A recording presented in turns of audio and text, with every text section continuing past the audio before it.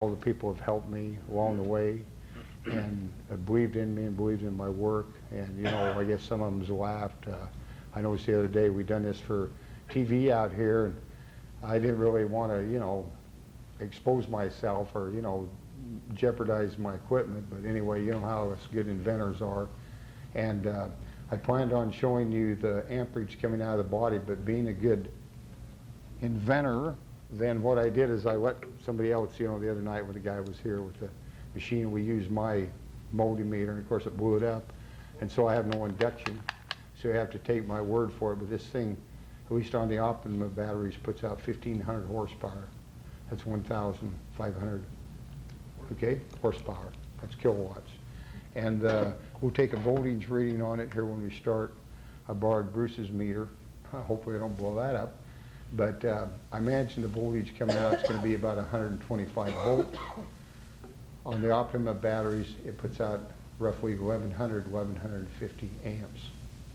And hopefully, what I didn't know, you see, all the things I didn't know was the batteries weren't charged fully when I received them. I never had any time to charge them, so I borrowed a couple of other chargers, one from Wiseman and then one from Bruce, and I've been kind of tinkering with them, so hopefully, you know, there's enough there for a couple blasts. And I'm not going to try to implode anything because we're inside and I don't want any sparks. I'm going to do it over this cardboard. But anyway, this is how the story starts. Is everyone, I think, is aware of the cars that I've built, but, you know, Honda, I took my, you know, fuel injection system to Honda. Can you hear me okay? I took my fuel injection system to Honda, and you know, they kind of scoffed at it. They said I was politically incorrect. They said, well, they could do better.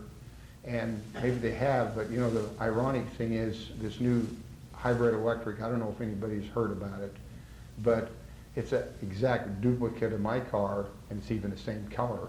And I've got a couple photographs here I'll be passing around while I'm talking so you can look at them. And it's the same color, the same body design, but it opens the way for my new rocket-powered car. And some of you in the past have seen my rocket. We've made a lot of alterations, but this is actually the fuel cell, not quite this magnitude. We probably won't take that high voltage that'll power the rocket.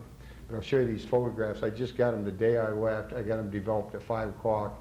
I left home, I don't know, about 2 o'clock. Another guy called from Canada and insisted that we have these machines ready, the accurate injection. So me and my daughter worked on those up until about 1:30 at night, got those ready and left and drove down here. And I thought, well, I got to really hurry. But when I got down here, I discovered, well, as usual, we're not organized. So we sat around, and I'm thinking, you know, that's okay. First off, this is a picture of the brand new electric super hybrid Honda. It sells for $21,000. It has an 80,000 mile warranty on it, and it's pretty phenomenal, and I'll get into that in a little bit. And so I have 2 of these, and I'll pass them around. You can look at them. I'd appreciate it if I get them back. Here's this one. And this is a picture of my car in the back and the Honda in the front, and I think they look awful similar. The difference of it is the car in the back weighs 2,000 pounds and packs 4 people. The car in the front only carries 2 people and weighs 1,000 pounds.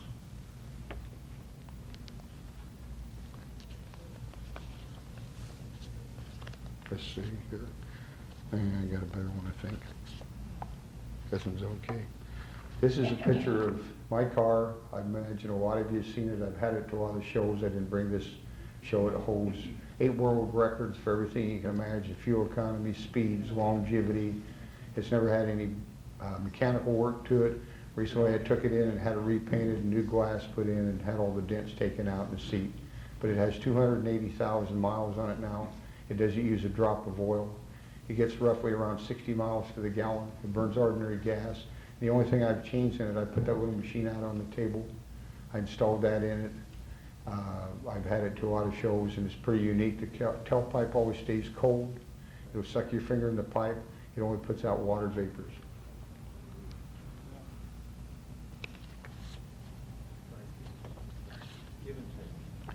And here's a couple of pictures of them side by side. And, you know, if you don't get a chance to look at them, you know, you can come around afterwards. Well, this is the Honda. Yeah, this is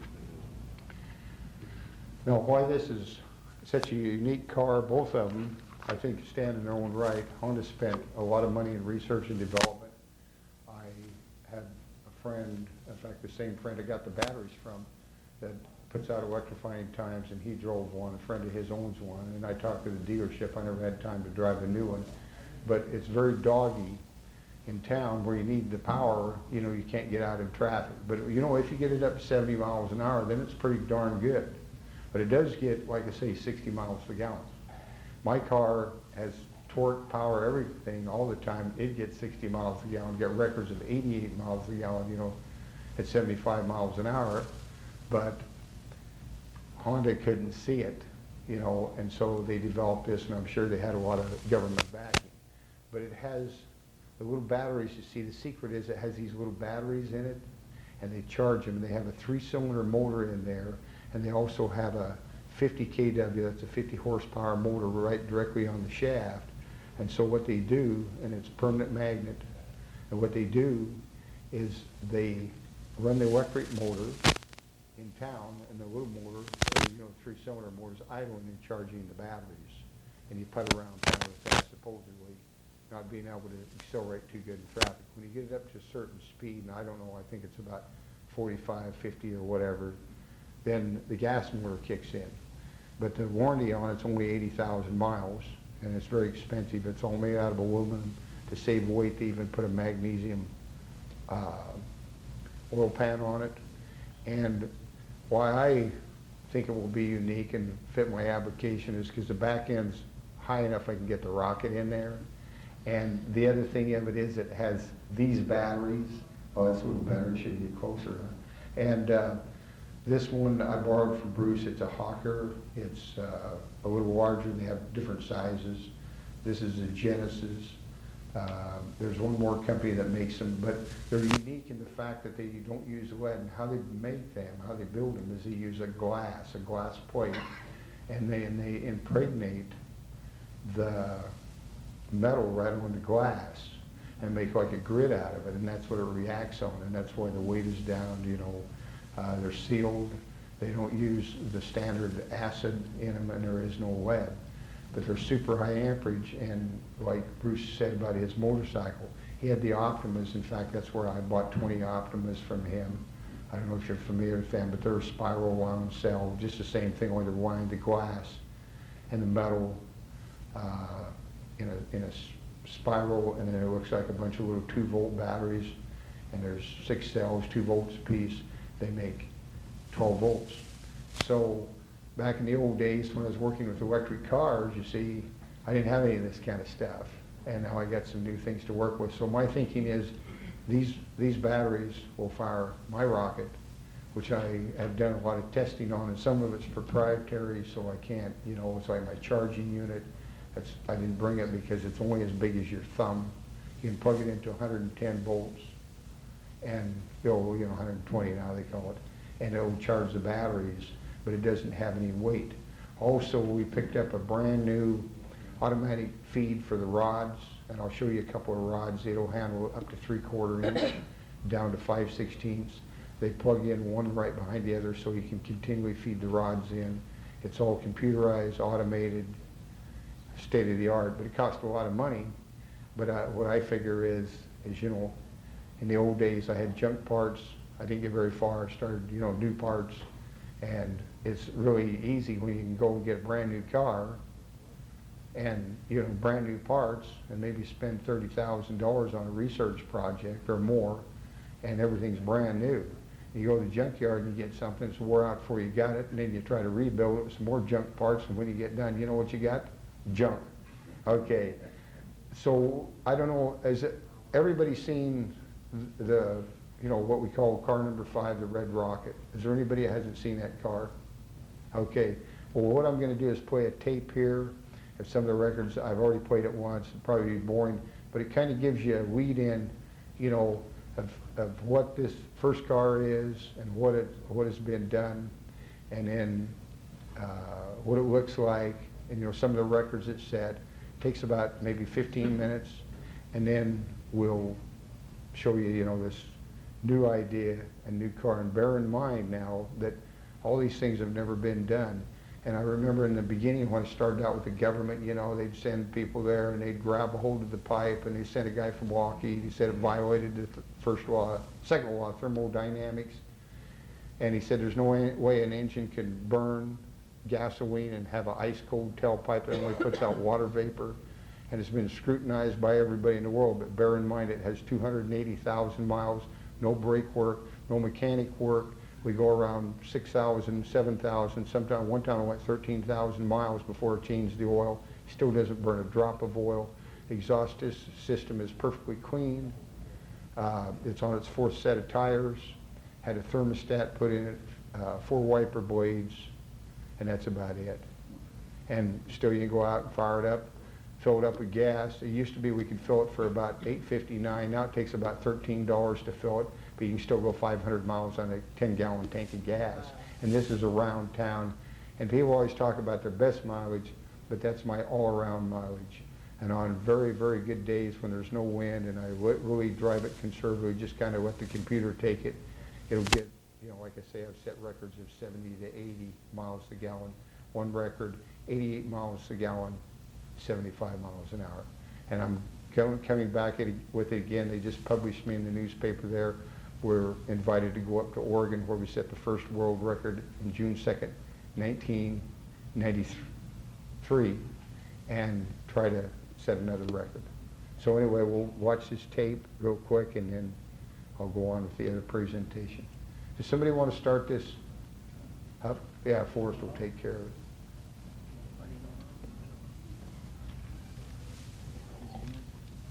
Ready to roll. It's worth watching again anyway because you'll catch what you missed the first time.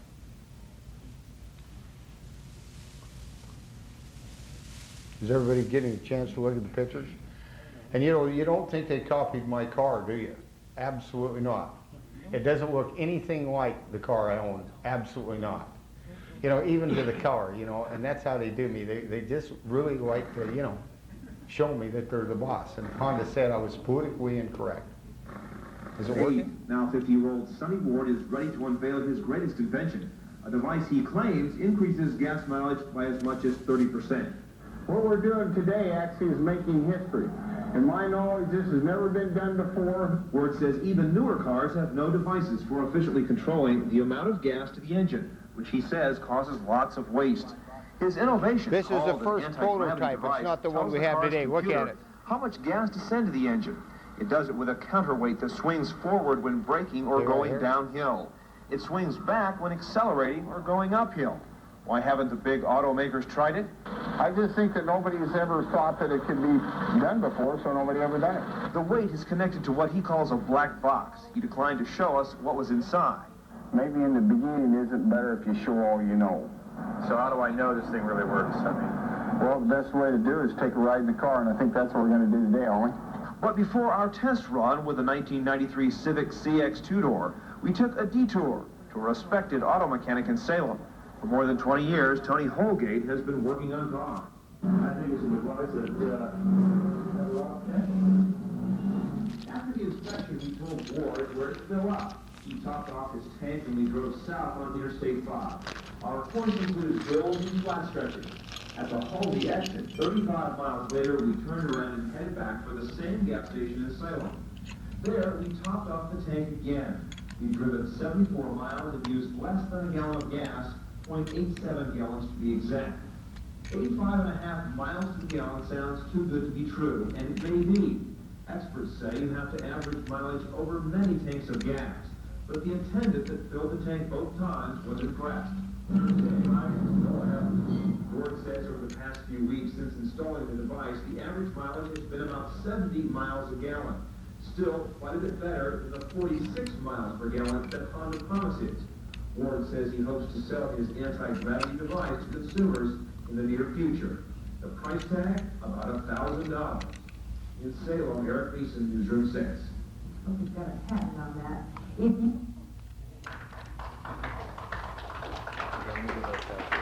Just put them on. Just set them on the table.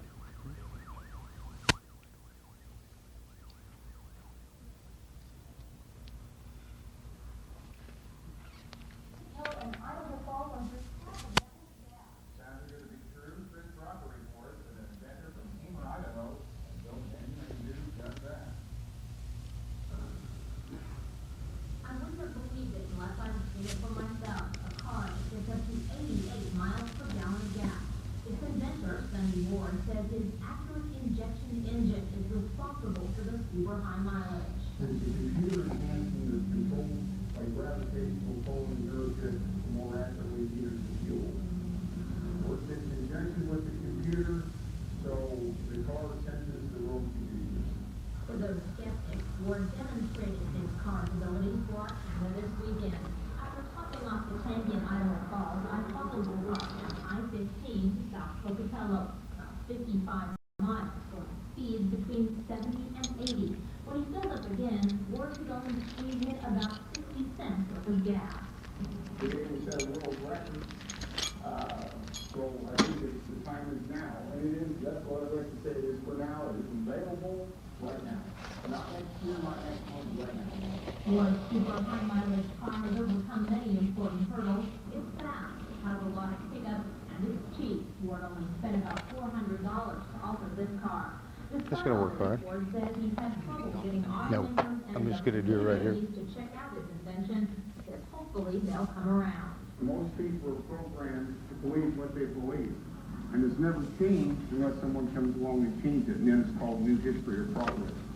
In the meantime, Ward will keep dreaming up better, more efficient engines. I'm looking forward to the day every car on the road will include one of his designs. Chris Cropper, Channel 6 Eyewitness News. Ward also designs solar and electric hybrid vehicles.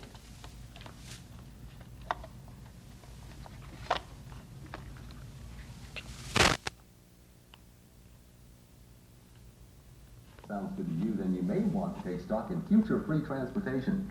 News 3's lifestyle reporter Michelle Bodway continues her series, I've Got an Idea, and takes a closer look at a car built for the future.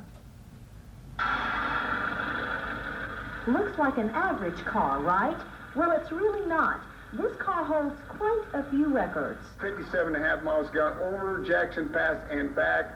We've got a record of 85.5 miles a gallon up in Oregon. Now, Sonny Ward isn't your average guy either. No His kidding. concern over fuel shortages and the high prices of gasoline left him looking for a better way. That's when he had an idea. Through the invention of a device no bigger than a bread box, Ward is able to regulate how much fuel his car is using. Sound pretty accurate? It's more like accurate injection. This is actually the accurate injection machine, and what it does is, on going forward, the pendulum swings ahead and it cuts some of the fuel supply, so it slows the engine down, helps you to brake. Normal idling, it's just normal. As you accelerate, it speeds up a little. If you're here right there, it'll speed up, and so it continually varies the fuel mixture. That's right. The amount of fuel used depends on the amount needed to accelerate. Now, Ward says the beauty of it all is that accurate injection can be mass-produced to adapt to any multi-port fuel-injected engine. We looked at a Ford Well, I Sable think station we'll wagon cut it off. 88 with automatic. Could work on Ford pickups, what's next. some of the new Chevy trucks. And don't think this car can't move out on the highways. We took her for a spin, and quite frankly, she can. So here's to the minds of inventors, and who knows, maybe by the year 2000, accurate injection will be standard in all cars. From Idaho Falls, Michelle Bodway, News 3. Mr. Ward says he's very close to getting a patent on his accurate injection device. He says it will have 15 available. He has 15 available currently, and the cost is about $150 per device. If you'd like more information, you can write to Future Free Transportation, P.O. Box 235, Hammer, Idaho 83425, or you can call the number on your screen, 208-662-5268. Great Sounds gas, like a Mom. pretty great idea. I know, I like for it. $150. Only thing better than that would be rollerblading in this beautiful. I think go ahead and shut it off. That's enough of them. There's quite a few more on that clip, but I think that gives you the idea. And so you see, then I took this car, all these car companies, Chevrolet first, and of course the engineers thought it was good. And, you know, you hire Arcosy, they thought, well, you know, that's not any good. And then I take it to somebody else, and they think, wow, that's pretty good. Finally, I could say Honda, give me the final blow, and they said, we have some of the best engineers in the whole world. And why do you think, you know, you're so smart? You know, and I said, well, I don't. And then Lockheed, like they said it was violating the second law of thermodynamics, which says that reacts to cycle in one direction, they can't necessarily cycle in the other. And I said, well, you know that, and I know that, but apparently my machines don't know that. And they'd get down on the ground, you know, and they'd sniff the tailpipe, and they'd taste the water coming out of it, and they're like a bunch of dogs down there, you know, their tires dragging in the dirt. But anyway, they gave me a lot of suppression. The oil companies have asked this frequently. The oil companies have never bothered me. In fact, I have friends in Exxon, and you know, some of them are very high positions and been very good. A lot of the local people, you know, all the conventions. But anyway, as some of you know, and I don't have any current thing on that, but then I started working on this rocket powered, and what my envision is of the future is a car that will fly. And that's where I'm headed, you know, in the end. But someone asked me, now how can you do that, you know, Sonny? And of course, here I go again, on another tangent, I guess. But there's one mammal, you know, that I know of that can fly. And it's warm-blooded, and you know, it's built about the right shape, and it flies quite well. It loses altitude to gain velocity, and it's a flying squirrel, and it's quite heavy. But you see, instead of steering from the wings, it steers from the head, and it uses the front. And so figure it this way, probably the car of the future, or even transportation of the future, will spiral and roll and just worm its way through there. That way there's no turbulence, there's no coefficient of drag, and nothing. And so thinking about this idea, I have this Honda Passport again. We hooked up all the, you know, everything to activate it and switch it and everything. First thing that happened, the Idaho State Police, you know, gave me a couple, they didn't say anything. And then one of these local yokels picked me up for noise, so they gave me a big fat ticket, and then the state of Idaho sent me a letter. Of course, I've been through all this before. I could tell you many stories. And so they told me that because of noise pollution and being too close to towns, blah, blah, blah. So I kind of, you know, backed off a little because I could see they was getting pretty irate. But now we're on the front burner. And now I'm going to get back to these batteries and what we're going to do now.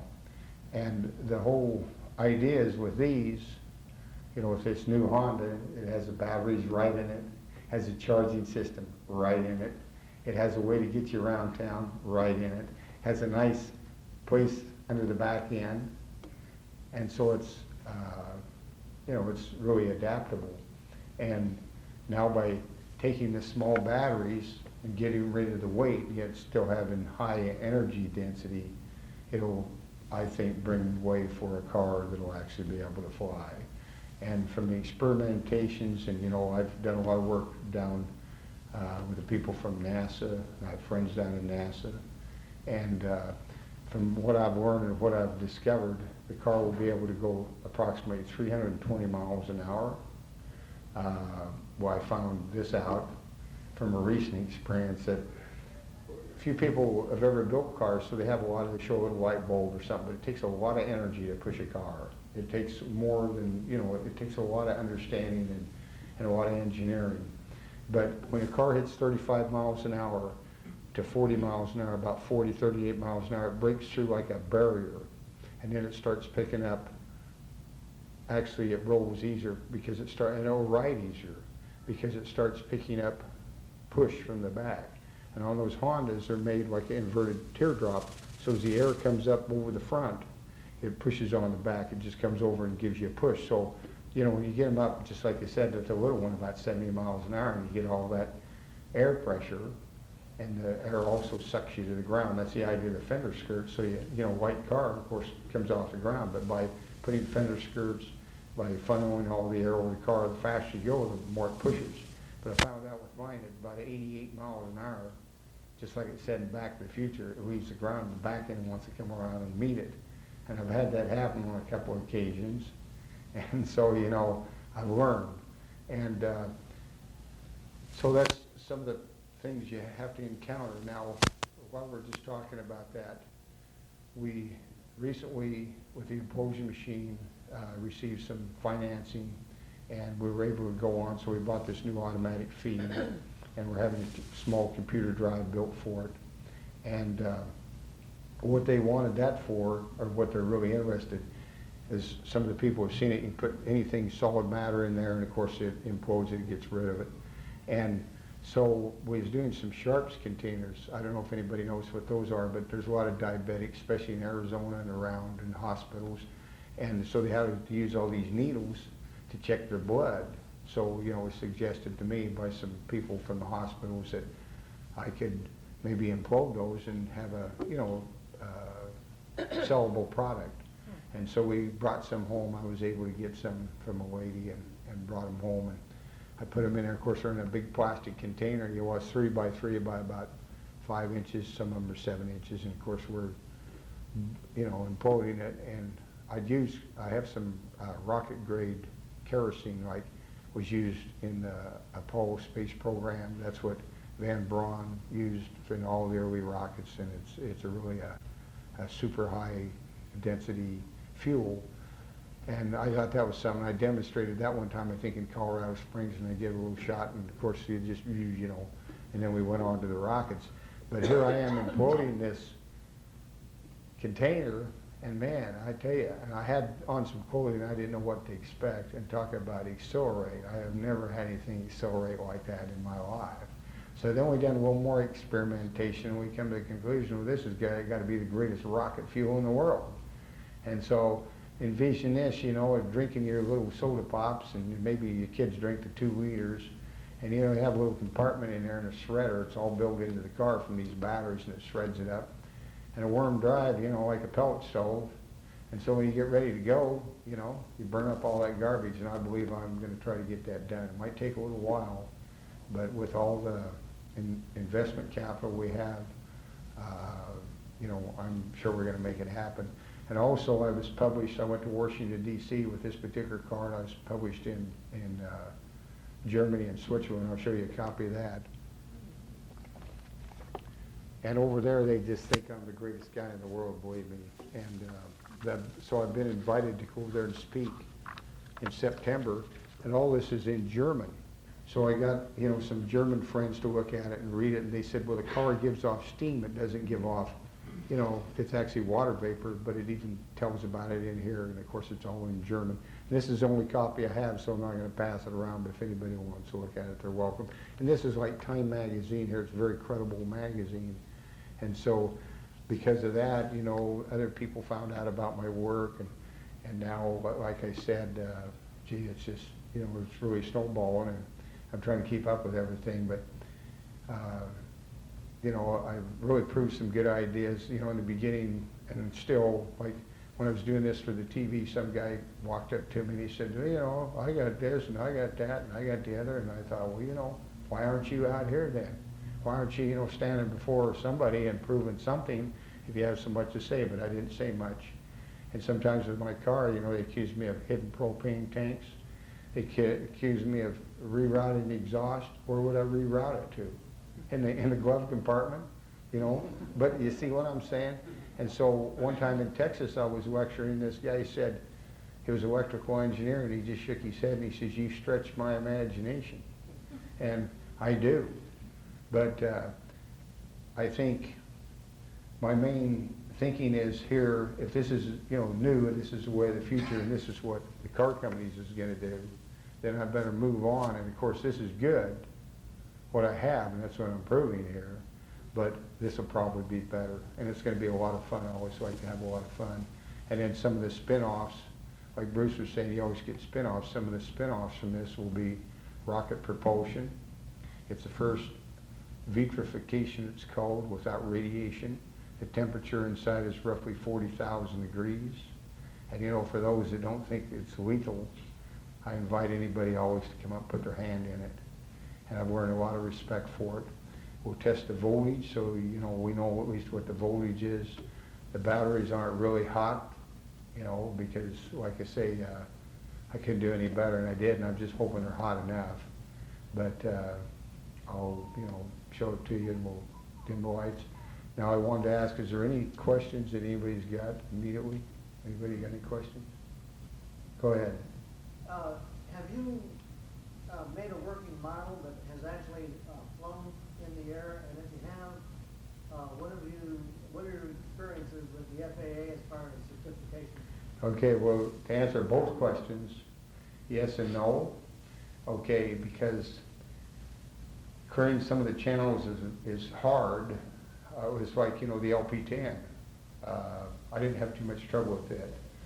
The accurate injection, I had a lot of problems with that and had to go to the state senators and, you know, the EPA, and finally the President of the United States. I had a friend that worked with him, and so he got a guy to come out and they cleared it. But it's supply and demand. If you got something good enough, they really can't suppress you. You know, a lot of inventors say they get suppressed. I doubt that. I really do.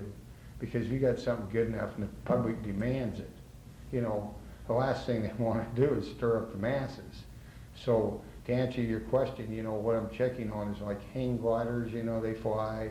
There's a lot of things that flies, and there's a lot of jurisdiction, but it would definitely be low level. And what I'm thinking of, the car of the future, where you go to some place, you know, maybe have several of them, like a pad, and you'll computerize, you know, punch in your code, and it will be controlled probably by the governments. But, and maybe the airways will get too full of cars. But on the other hand, you know, the roads are already too full. I do a lot of driving, and it amazes me how much fuel these cars use. And the other thing, what I guess unless you're a chemical engineer, you don't realize this, but what the car actually will burn was nitrous oxide right out of the air. And the air is 75% nitrogen, and it is 24% oxygen, and only 1% inert. So if you add enough electrons to it, you know, I'm sure you've all experienced lightning storms, and you'll hear that sss, and then you'll hear a big boom. Well, what do you suppose the boom is? It's because the lightning lights off the nitrous oxide in the air and causes an explosion. And sometimes if you see tree trunks split or things broken, that's the reason it does, because it actually sets off nitrous oxide. And where this is written in scientific textbooks, it tells you this: steel will melt at about 2,700 degrees. Okay, at about 3,000 to 5,000 degrees, you start to get a reaction with air. Okay, when you get to about 7,000 to 9,000, that's when it takes off and it accelerates on up by burning the air around it to, well, it's never been measured because, you know, nobody can stick a probe in it. But what they can do is take things that will not burn up and put them in there and try to speculate and guesstimate and everything else. And the amazing thing, and I want to just say this, Nikola Tesla, we was talking about Tesla, that's part of why I've done this, was the first guy to ever do this. There's documentation in several books, and he called it vaporization. He was wrong there. And another thing we could go on is, you know, that's why we call our company Nova Plasma, because that's what they are, imploding stars. And before they went out in space, they thought there was all this debris out there, you know, and you see the old movies, you know, how they dodge and everything. They got out there and there's absolutely nothing out there. Well, you know where it all goes? Those great big old pulsars, novas, suck all that stuff up, and if it wasn't, you know, we get showered with meteors all the time. And so that makes me question if all them holes in the moon was ever, you know, what they think they are. And I even question if they ever landed on the moon. And I can prove, you know, if it takes 1 million gallons of fuel to get off, and it's only 6%, you know, less gravity there, then how in the hell could they get off the moon? And they've done it on the dark side, and you know, they simulated, and it was Nixon's time, and this, we're talking clear back in the 60s, and they've never, ever, they've done it twice, they claim, quote unquote, and they have never, ever done it. Now that brings a big question to my mind, if it was a scam, or if they really done it, and there's no way to document either way. And we can't see it if they left anything behind with a telescope, because it's on the other side of the moon. A lot of people don't know that. But, you know, it's just another one of them things. And getting back to the implosion machine, you see, I took it here, took it there, nobody was interested. But now foreign countries are really interested in that and all the technology. So I guess, you know, without further ado, we should, you know, fire it up and see if it'll work. I'm not going to put any metal objects in it. I'm not going to put anything in it. I'm not going to do it for very long, but you'll see the effect. And what I'm telling you is it will probably take, you know, this project may take another year, 2 years, whatever, It's going to be a fun project, and I've already got the LP10 and, you know, the accurate injection, the house and everything, and so I'm needing something to do anyway, a new fun project. And this feed system, I'm really enthused about that. It's only 9.5 pounds. It's just a little cube about this big, and I didn't bring it purposely, the charger, because it's proprietary right now, and I don't want to, you know, expose a lot of things until I see it. Can be patented, even worldwide. There's a tremendous amount of interest in it right now because of garbage, because of all the pollution from garbage, you know, like the sharps containers, or, you know, like things that are made out of cadmium that can be, you know, disposed of. Well, I guess with further ado, we'll do her, or try. Now imagine if all you guys want to stand up here and we could dim the lights, but let me get it set up first.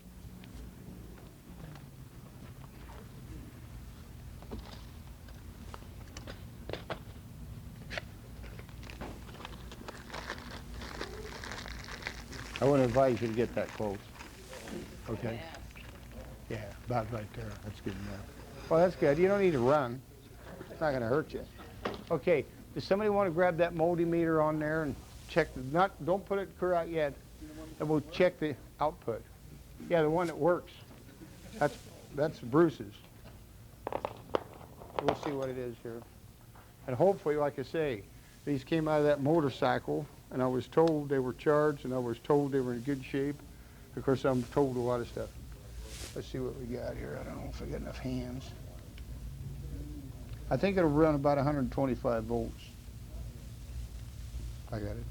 Okay, we're on it now. No, it's DC. Okay, there's 125 volts coming out. Okay? So it should be enough. You want to set that back on the table? I'll get this set up. And for those who've seen it with the Optima batteries, we got it now up to 10 of these Optimas, and when you hit it, these wires will straighten right out. But this is a lot less voltage, more compatible, smaller, lightweight. How many people have seen this before? Anybody? She has. Oh, some guy was here from Arizona today when I had it in Arizona, Phoenix. He said it was down in Phoenix. I put this cardboard here to just, one time I had it, and I've only displayed this maybe, oh, I don't know. What's in this rod then? Huh? What are those rods? Well, the carbon. Carbon? Yeah.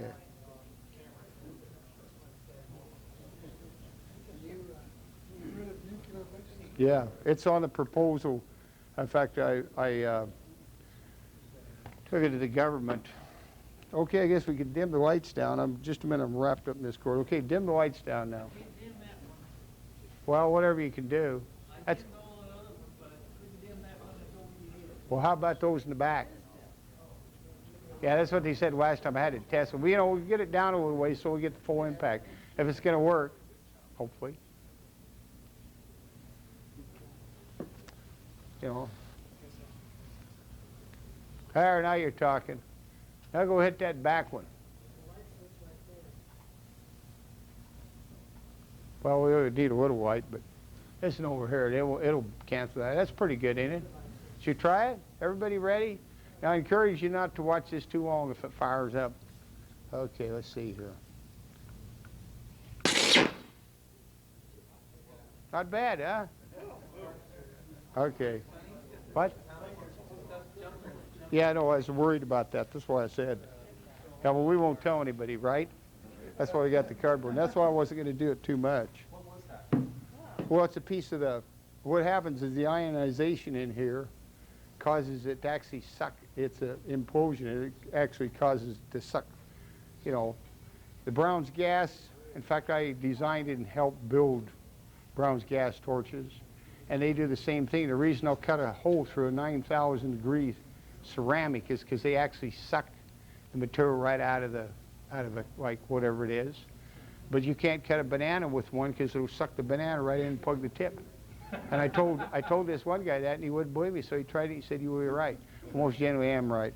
Well, watch for sparks on the floor, and mum's the word. One time they brought the security in. Maybe, you know, if we could pull that a little this way, that'd help. Should we do that? Then I wouldn't be, grab a hold of that and we'll drag it this way a little. Yeah, won't it come? Oh, maybe it don't come. That's all right. I thought part of it. Let's just pull the cardboard. Yeah, that's all right. Okay, we ready? I don't know, high or low is good. We ready? Okay, anybody wants to get a picture of it? Here we go. What do you think? Awesome? Well, I thought it was pretty awesome too. How's the spark flow doing here? It's all right. That was probably already done. Okay, well, I'll show you something else here. Yeah, it's running pretty good, isn't it? And here are the big rods, you know, for the new automatic feed. And they just plug one into another. See here? You just keep on feeding them. These are 1/2 inch, and they make them up to 3/4 inch. And it's got a little die in here, and they just go, and we'll do a one rod. Now, Tesla had done this clear back in 18, I don't know when, but he talked about it before the New York Academy of Sciences in 1897. And he said he couldn't find anything that he put in there that it wouldn't hurt. How's your eyes? Okay, well, I'll try to watch for fires. If you see anything, take one of them gloves and put it out, okay? Here we go. Oh, he's getting the paper on fire, trying to, maybe. It's hot, huh? See what I mean? And you can smell ozone. Can you smell ozone? Huh? Oh, no, we won't. Huh? We can run for the exit. But, you know, I thought about doing it outside, and I thought, well, no, then, because, you know, you can't give a lecture outside. But, yeah, see, I had it too close to the, and see, you could do this all day. And it pulls, on tests, it pulls probably, oh, I don't know. That's what I say. I wish I had my induction meter, but I don't. But you can run it and run it and run it for a long, long time, and the batteries stay loaded up. And with these little batteries, now can you imagine that? We got roughly, we got 100, a little over 100 pounds. Let's see, 10.8 is what they're supposed to weigh, but anyway. And see the energy density in them? Huh? So now if you know, we was where we was outside, you could take like a knife, or, you know, you take a beer bottle and stick in here, and it would just consume it, or quarter. You ready? I won't get it quite so close to the plastic this time, for those that want to get a few more pictures. Ready?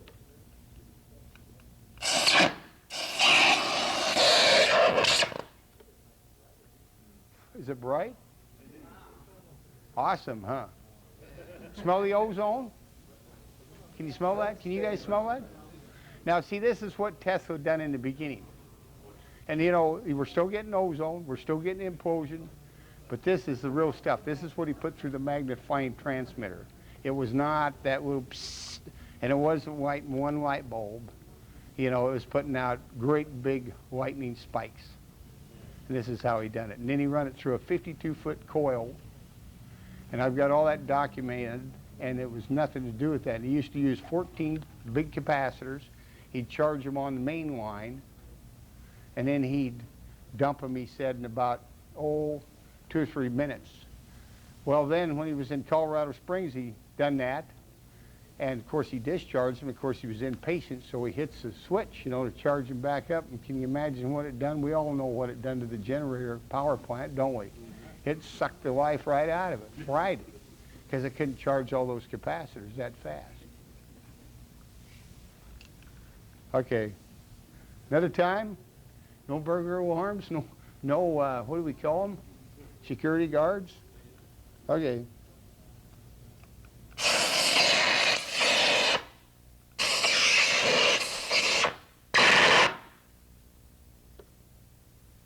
More ozone. And see, I could do this for a long, long time. Are you getting bored yet? How's your eyes?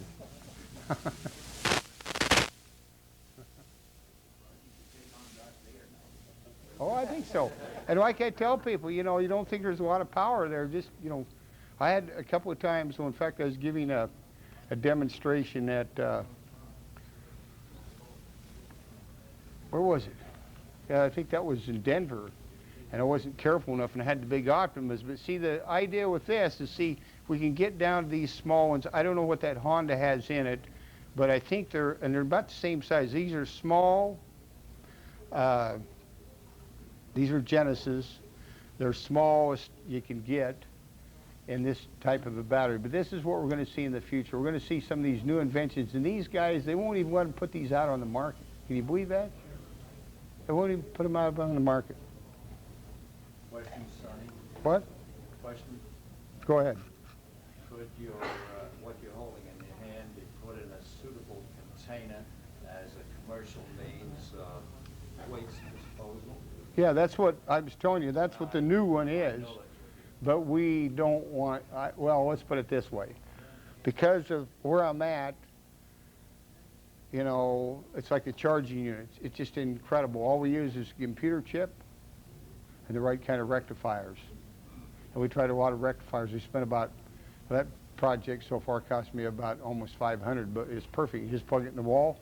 It's, you know, as big as your thumb. And it'll charge all them batteries just sweater and sweat. I believe that was a ceramic crucible used up in Colorado. Yeah. What's that? The last time I saw you do that in Colorado, I believe you had a crucible of some sort. Was that Yeah, correct? well, I did. Yeah, well, you know, it doesn't like cast iron much. So, you know, I have a cast iron fry pan, and I can put stuff in there. Oh, is that what it was? Yeah, and then I have another one that's kind of round like a pot. Well, yes. When you do that, are you like striking an arc with the welder, or are you moving the rods closer together? Yeah, I move them closer together, see? What's the voltage on these? Well, the voltage when we first measured it coming out was 125 volts. And when we get done here, we'll do a little more measuring. Okay, more light show. This guy's turning his back. He's getting smarter.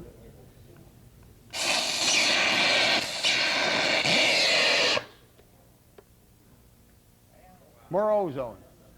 Can you smell that ozone? Now, how could this be giving out ozone?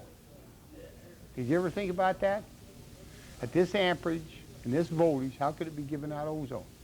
Well, Tesla tells about that also, and he tells about it making this high-pitched noise. And I've got all, you know, I studied everything. I never found out who Nikola Tesla was until 1990, no, it was about 80s, the late 80s, to a guy named John C. Bedini. And I talked to John C. Bedini a few times on the phone, and he was like me, you know, everybody suppressing him and everybody criticizing him and everything. But how could it give off ozone? How could it? At those voltages, at these potentials, how could it give off ozone? What did I tell you in the beginning about lightning? This is ball lightning. It's been written. What happens when lightning strikes? Anybody know? Makes ozone. That's what purifies our air without the, you know, electrification coming in. The clouds are the capacitors, just like these are. And Tesla said, quote unquote, he said, I have found it hard to document, but he said the most phenomenal effects. And he said when you get it just right, and that's because of the acceleration. When it makes that noise, it's like a maser or a phaser or a cyclone accelerator. Now, how did I figure all this out? I don't know. Ready? One more time, and then we'll quit.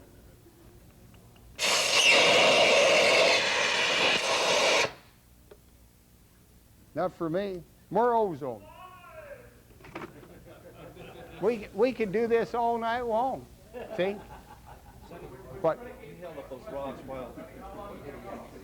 We're just about done. Why? I say we're about done.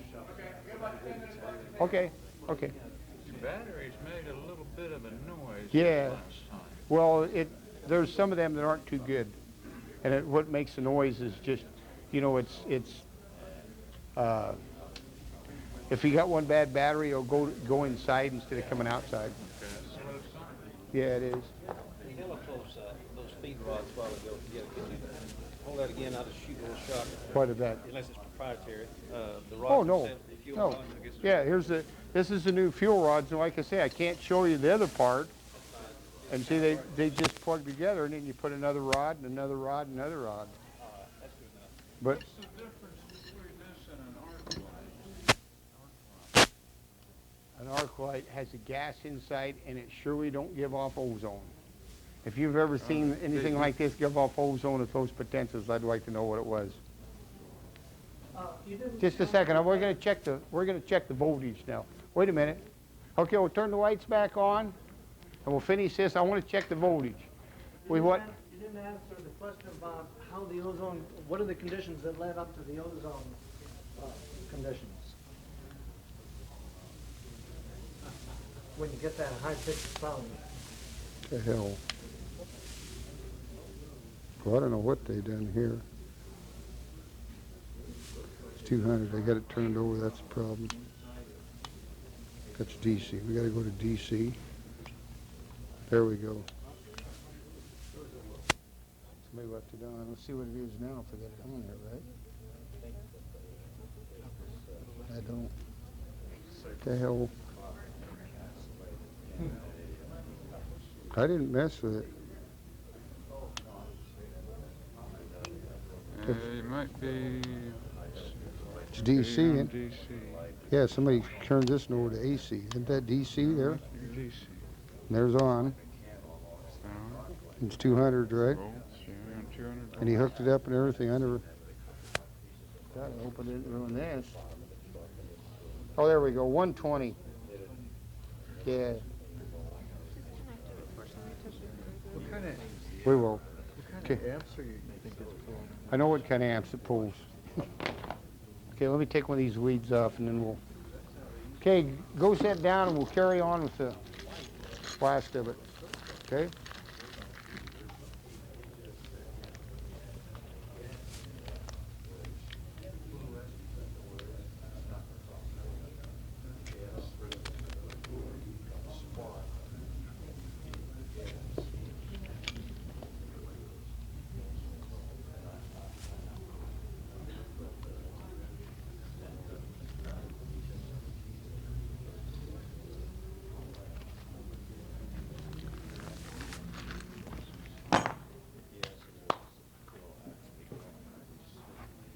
Why don't we sit down and we'll finish?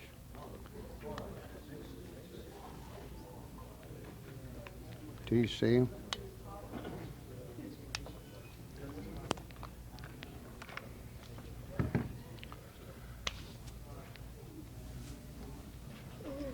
Does everybody sit back down now? Okay, now that we have the questions, we'll take the questions. I got about 10 minutes. Go ahead. Would you say again, what are the conditions that led up to the sound when ozone is produced? Well, I'm going on what Tesla said, and he just said when you hit, you see, remember what I told you about the acceleration in the beginning? When you hit that acceleration, it makes this peculiar sound. You can also find it in several scientific works, and it's called the accelerator or the maser effect. That's what the maser effect actually is. And what the maser effect says is that it can accelerate by the cube. In each stage, it accelerates by the cube. And it can only do that 10 times. But you see, each time it's like 2, 4, 8, 16, whatever. And so you go from wherever you're at, the electrons, we say, are traveling at 186,282 miles a second. And they accelerate. And that's what the maser effect is all about. And they use it in cyclotrons, but that's what makes the noise. That's ringing noise, and that's what Tesla said, and that's what I found out. I didn't know that, but I've done some more research recently and stumbled across it. And I can't remember which book it was in, but that's what makes the noise, is the acceleration. That's how you can tell. How about the ozone? Go ahead. Well, the voltage is the same as the output. Well, we started out, we had 125, we got 120. On the big batteries, it'll go up to about 1,100 amps. What I mean is the voltage that resulted in the implosion at the tip of the implosion. Oh, what is the voltage or the amperage? Or the heat, the temperature? The temperature? Any one of those. Okay. The voltage roughly would be about 120 volts. The amperage can vary. It varies usually between, it can go as high as 1,100, 1,150. it'll go as low as probably 300, and the temperature is roughly 40 to 50,000 degrees. Some people say 100,000, but I don't believe it. But it's like, 40, 50,000. But the neat thing is the ozone. See, because that proves, how many people have been around high tension coils? Okay, what do you smell always? What do they always give off? Ozone. But they won't do much.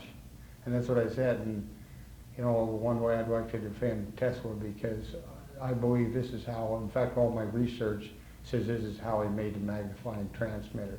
Another thing about this, you see, you can plug it into the wall, you can run it, plug it in the wall, hardly uses any power. That's one reason they want it. It's very, very, very super efficient. You take those great big, like the guy said, well, maybe there's something similar, $1.5 million, $2 million, they're pulling, great big huge lines off the grid, and they won't do as much as this thing will do. And I've had one guy started up a welder up in Canada, and he's going to show me, he had this great big 4-cylinder, 220 volt. It wouldn't even come close to this, and I'd already run it for an hour. And he put this great big old ball of steel on there, and I just said, he tried it, and he can't even make a dent in it. And I said, well, let me try. And it just evaporated it, you might say. And it took me about, I don't know, maybe 30 seconds. One of the sharp containers, it takes about 12 seconds. 10 to 12 seconds. It's incredible. And of course, with a bigger system, you see it'll be even better. But for the rocket application, that's perfect. And you take that and you put, a lot of things. And then once you get it accelerating, once you get it up to speed, it should naturally have enough energy that it'll require very little. And some of it's, like Bruce said today, it's hypotheses, but there's so much that points in that direction. Do I have another question? How do you get an explosion like that at such a low voltage? That's a very high voltage. Believe me, that's high. What do you mean low voltage? 120 volts is what you're confusing, is what you think you know to what you're just seeing. And what you're saying is it can't give off ozone. It's called vitrification without radiation. It's what it means. It's interacting on the nitrogen in the air. What you smell is ozone, because you're smelling O3. Now, where do you suppose all those electrons are flowing to? And what do? They jump from O2 to what? O3, right? So when you add extra electrons into the air and anything else, then it's going to be O3 instead of O2. And the electrons, as they interact with the oxygen in the air, it burns the oxygen and accelerates. It's called an accelerator. If you think that's something, you got to squirt a little kerosene in there, and I'll tell you what, you have to about, see, and plastic is even better than that. But that's the reason. And see, the nitrogen also will burn, and that's what gives it the tremendous ability. I have tried it in a vacuum. It seems to work, but I never did have enough necessary funding to run it for a long, long time to see, and I don't know how good my vacuum was, but I done some of that. Back in the first days, I was working better with the government, and they sent some U-235 and U-241, and it ate it up just like it was gunpowder. There was no radiation or nothing. I sent some pictures back. I still have the pictures and several things, and they got it on the docket, for the ratification of plutonium, and I went to Washington, D.C., and that's another chapter. But through it all, and even in the scoping meetings, people would get up and say, why don't you adopt this? What's wrong with you? What's wrong? Well, I come to figure out what's wrong. They don't want to solve the problem, because then all those fat cats won't have anything to do. They don't want to get rid of it. And like he mentioned, Bruce mentioned about the rods. Yeah, they're just carbon rods. And I think in the foreign countries pretty soon they'll be shoving them down through a machine similar to that. But what I wanted to show today is, like I say, very, very small miniature system that we're putting together regardless. And don't you think if we have it in a hospital, they'd rather have a little system like this that's easy to move around, or a great big huge system? I think the small system. And also to show you what the new batteries of the future are going to be. That's what made the Honda car be able to work, is because in the old days when we built those solar and electric cars, we were looking at golf cart batteries, and then later on Optima. But you start out and you got a 1,000-pound car, 1,500-pound car, and you get 500 or 600 pounds of batteries, or 1,000 pounds of batteries, and you can't get anywhere because you get all the weight. But with these things today, like they come out of that motorcycle and it goes 135 miles an hour from start to finish, to the quarter of a mile. I guess we're about ready to wrap it up, if you are. We got a couple more questions, go ahead. Where can you buy those batteries? I don't know yet, I'm gonna find out.